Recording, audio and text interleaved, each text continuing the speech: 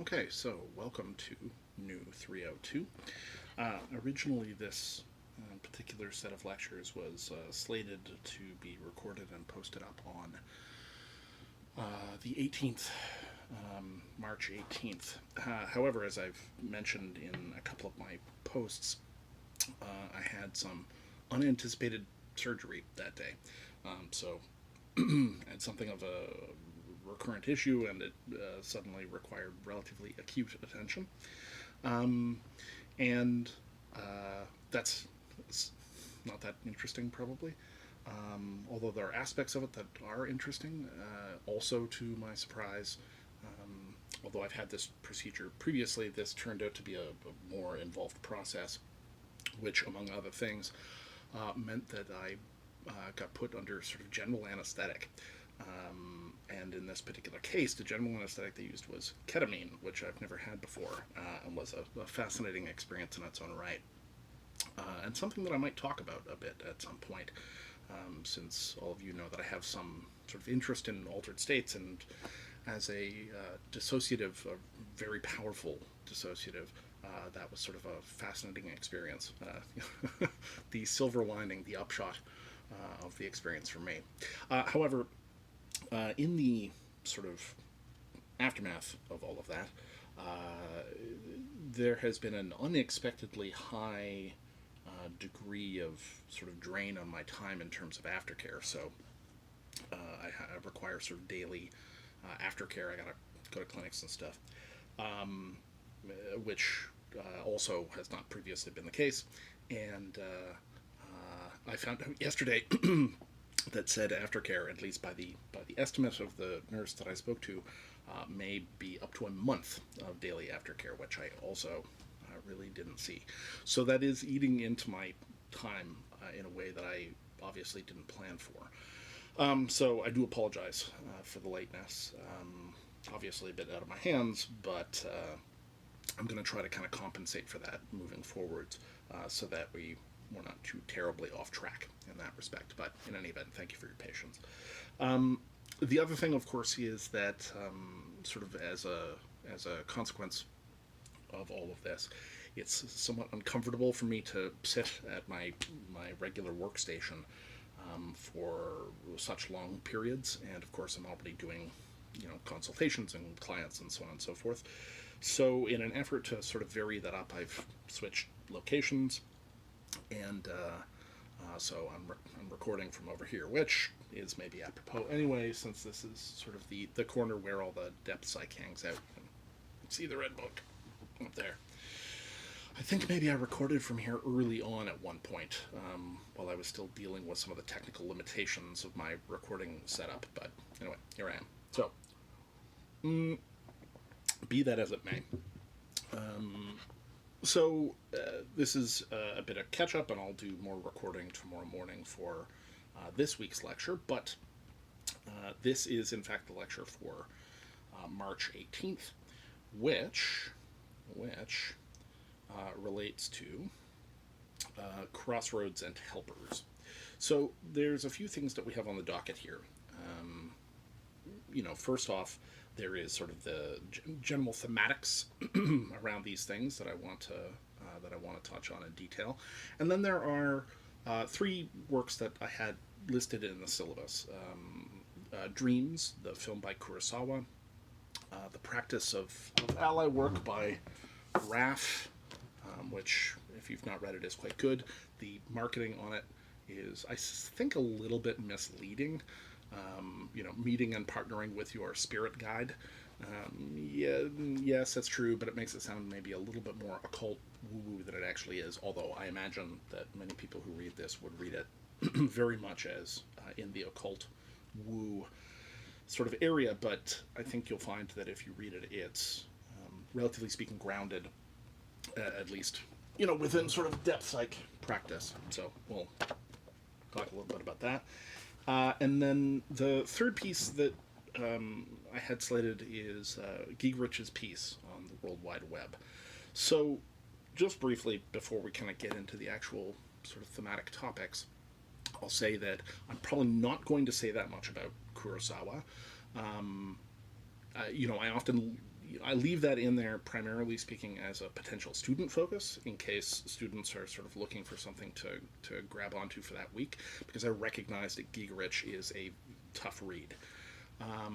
So I often sort of leave that in there as a bit of an alternate. I do recommend that you watch Dreams, which is pretty widely available at this point, and which you can certainly get through the U of T library system. It's a fascinating piece, and if you watch the film, you'll pretty immediately see where it connects up. I mean, Dreams is a relatively obvious tangent or connection, tangent in that sense. But I probably won't talk about it that much here. I would simply encourage those of you that are interested in such things to watch it. The other two I will talk about a bit. Yes, but I also want to make sure that we're getting to kind of this general topic. So, because we're talking about Crossroads in part one, and we're talking about allies in part two, the practice of ally work primarily is going to relate to the latter. The Gigerich I will likely discuss actually in the second part as well. So this first part, as I mentioned, we are going to talk primarily speaking about Crossroads. Now, Crossroads are a very interesting kind of construct, archetypally speaking and symbolically speaking. What is a crossroads? I mean, a crossroads is a meeting of the roads. So it is a path, right? You're going down the road, and all of a sudden there is, an intersection. There's a set of choices, right? But in addition to being a set of choices, a crossroads is typically taken to be a threshold, right? A threshold. Because there is kind of a decision being made. So it has that quality of being a threshold that one is passing through, but it also has this quality of being a kind of nexus, right? Like a meeting point where potentials branch out, where we make decisions. And the crossroads, as this idea of a decision point, I'm reaching a crossroads in my life, or right? Something where there is about to be this kind of threshold in transition, likewise carries with it notions of initiation, right? Crossroads have, traditionally speaking, been very often seen in a kind of magical context. So it's not unusual within certain kinds of magical traditions, especially syncretic traditions, like Kandobel or Santeria or right, Vudun. These kinds of syncretic traditions where we see, the importation of indigenous, often African, right, religious backgrounds being integrated together syncretically with Christianity in various ways. We see Crossroads taking on a fairly significant kind of role in those things, where sort of magical actions are closely related to Crossroads, and there are certain deities and spirits and things which are related to Crossroads.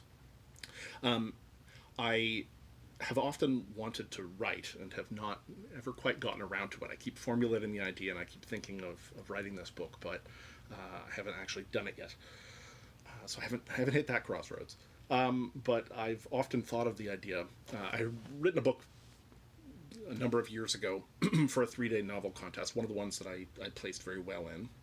I think maybe it was a short lister that year. It didn't place top 3, but anyway, which was all about sort of magic. It was a sort of modern fantasy, I guess, if you want to call it that. Not quite magic realist, but a modern fantasy book. And I've often wanted to write a sequel to it, which is set in New Orleans. And specifically speaking, I wanted to look at the sort of aftermath of the floods around Katrina in New Orleans, and how that specifically would have affected magic at the crossroads. So one of the things that you sometimes see in these legends, right, these syncretic religious legends, are things like the sort of magical fetish or puppet, which is associated with creating a zombie, right, like a sort of a living corpse in some sense, or binding ghosts and things, right, various kinds of magical practice. You find them buried at the crossroads. And the idea that struck me was, when the floods came through that area, I wonder what washed up, right? There were, this was a real world practice, so there were undoubtedly, right, numerous crossroads in the area which when they flooded out, would have surfaced things that were, 200 years old. And so, in the kind of, well, let's take, let's take magic as real within the context of this universe, and regardless of what you think about magic in our actual universe, I've very much wanted to write this book that sort of deals with the aftermath of Katrina in terms of like what washed up and what suddenly changed.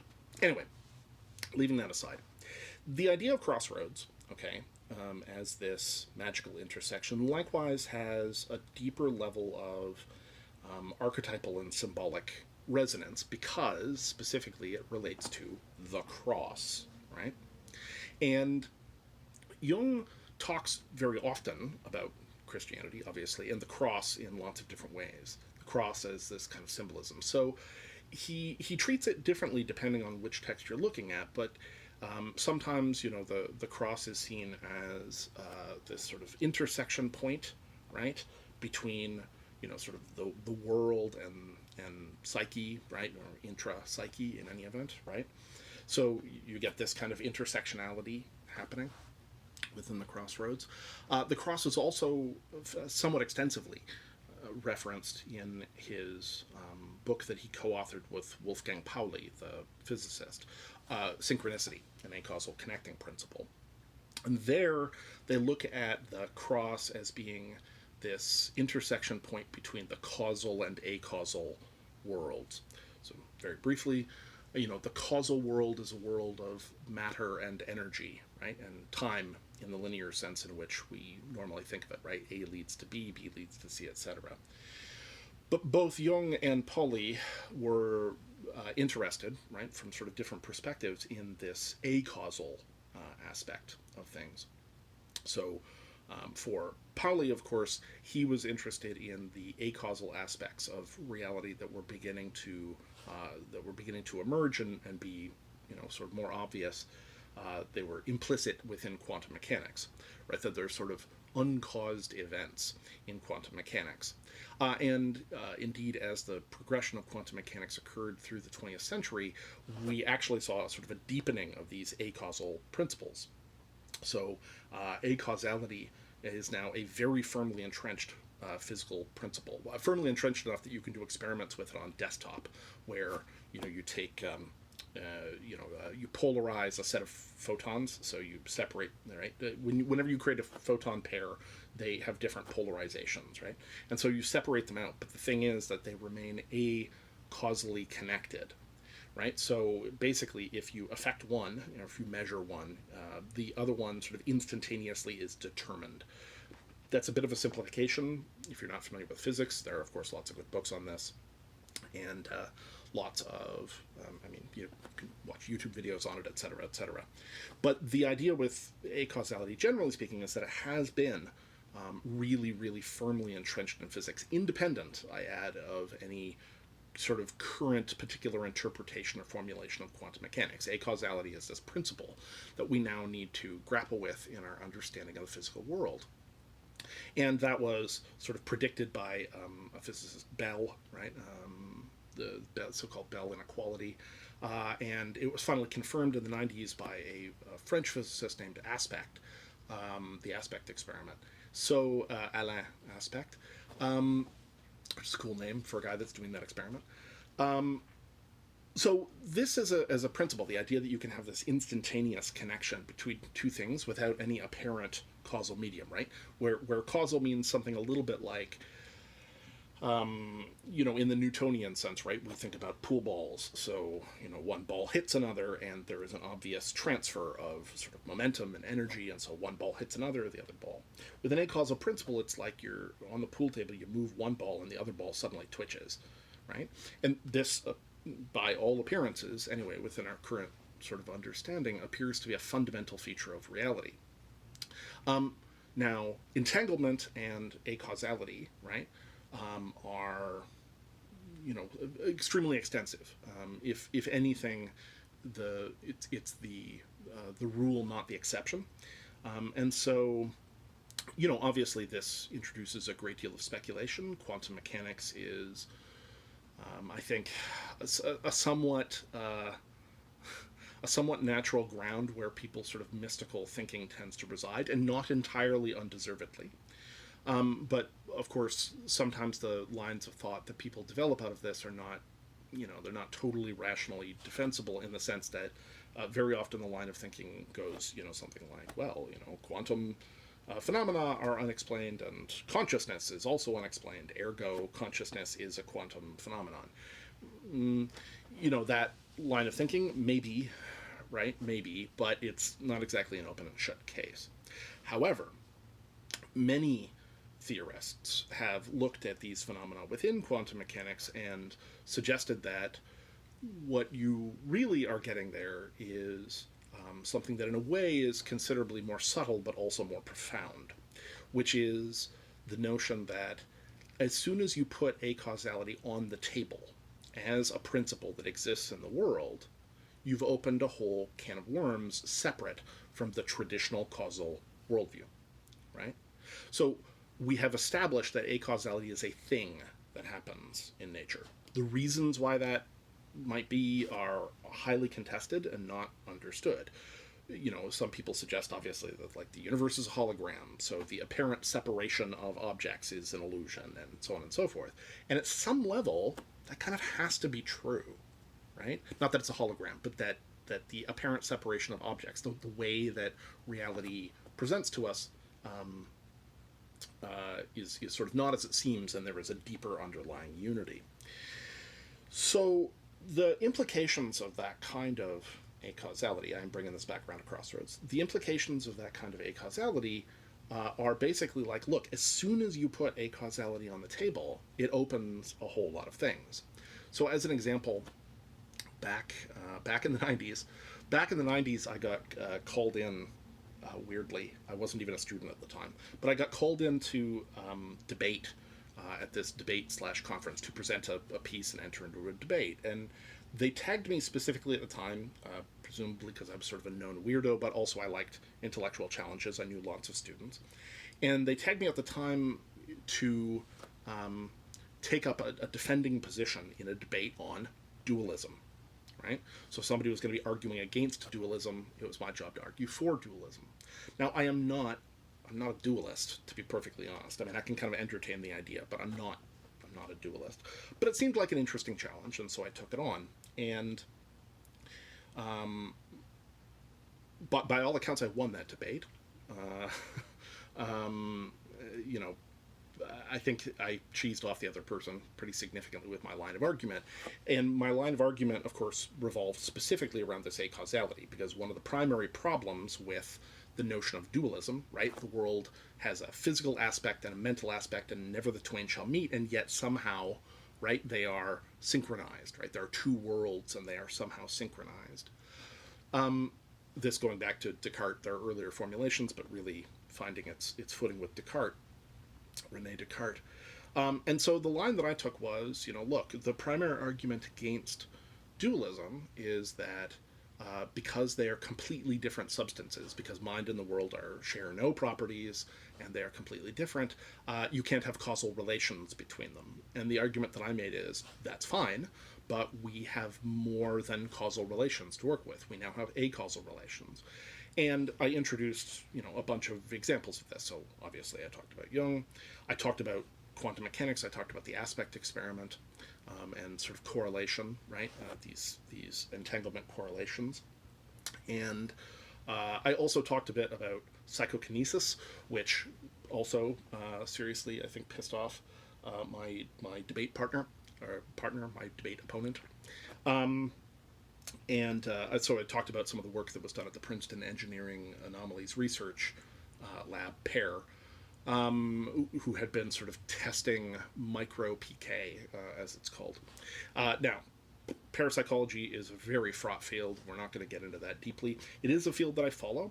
It's not a field that I think is sort of decided definitively, but I'm also wary of the sort of dismissive arguments that people often make in that respect, that there's nothing there.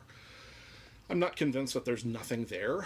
Nevertheless, I haven't seen a sort of hit it out of the park data set either, despite what people say. But there is, I would say, some suggestive evidence if you sort of open yourself to it. So I brought those things up, and the point was, it's like, it's not so much that I believe in dualism, it's just that dualism is not as absurd as it seems once you accept that acausality is allowed. Because acausality really, like, throws your conventional, sort of common sense notion of the world at some levels. Now, interestingly, acausality at some level actually is built into our folk assumptions of the world. So again, let's consider, for instance, right, magical practice. One of the ideas that you see in magical practice is this principle of sympathy, or this principle in contagion. I'm using terms here that were sort of pioneered by Fraser in The Golden Bough, if you're familiar with The Golden Bough, which is a late 19th century sort of, I don't know, like omnibus of magical beliefs and so on and so forth. And Fraser in The Golden Bough sort of codifies a system of laws that, roughly speaking, govern magic. So the law of sympathy, of course, is like affects like, right? The law of contagion is that if something has been connected together and then it is separated, you can still affect the original object by sort of affecting a piece of it. So here you get an idea like a voodoo doll, right? Where if somebody has, collected, portions of your hair or fingernails or something, objects that were, whatever belong to you, they can incorporate them into a kind of representation of you, right? So we get a law of sympathy thing, right? And so this object resembles you, and it contains sort of pieces of you, and therefore what is done to it will happen to you. This is a relatively core magical principle, right? As Fraser points out, this law of sympathy and this law of contagion. It's an acausal idea, essentially speaking. The idea is that no matter how widely separated, in some sense, the components are, nevertheless, they retain a kind of instantaneous connection. So you can see that, in fact, this sort of notion of acausality is quite central in many ways to a sort of folk understanding of the world in magical terms. And, we can't obviously speak to the specifics of that, but the point is that acausality is established. It's not off the table. So in writing Synchronicity and Acausal Connecting Principle, Pauli was very interested in these implications from the quantum perspective. Jung, on the other hand, was very interested in trying to find some kind of explanation for synchronicity. Right? The idea that you can have this meaningful conjunction of events that seems to leap over conventional rational explanation, right? This is a coincidence that throws you in this very deep way. The throwing you is neither here nor there, but the point is, right, having a run of coincidence, or having a set of extremely symbolically loaded coincidences. So as we've discussed, the famous version of this, right, the most famous version of this, is this instance where Jung is working with the patient, and the patient is really rationally locked in. His analyst hand is very locked in rationally, and tap, tap, tap, she's having this dream. She's relating this dream where she has received a scarab, right? A piece of jewelry, like a scarab brooch. And Jung hears tapping at the window. He opens the window, and in flies a rose chafer, for some reason going into a dark space, which is very unusual behavior for an insect.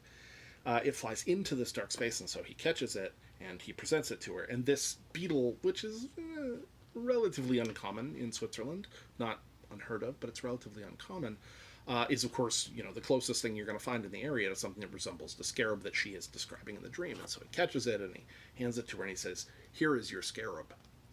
And this causes this, sort of lurching kind of breakthrough for her. And why does it do that? It does that because it violates the sense of how things work. Like, how can that have happened, right? All of a sudden you can hear the gears firing up to speed as this woman is like, wait, how did that, right? The sense of probability is intensely fired up. So Jung was interested in synchronicity and interested in finding what an acausal principle might be, behind things within this kind of unus mundus idea that he has of reality. And so they formulate this idea of, right, the sort of relatively material world of causality and matter, energy, and causality as one axis of a cross, and as the other axis, this acausal world. So that is also part of our notion of synchronicity. Okay, I now have to pause this because I remembered that these things only record 25 minutes at a go, so just give me 1 second.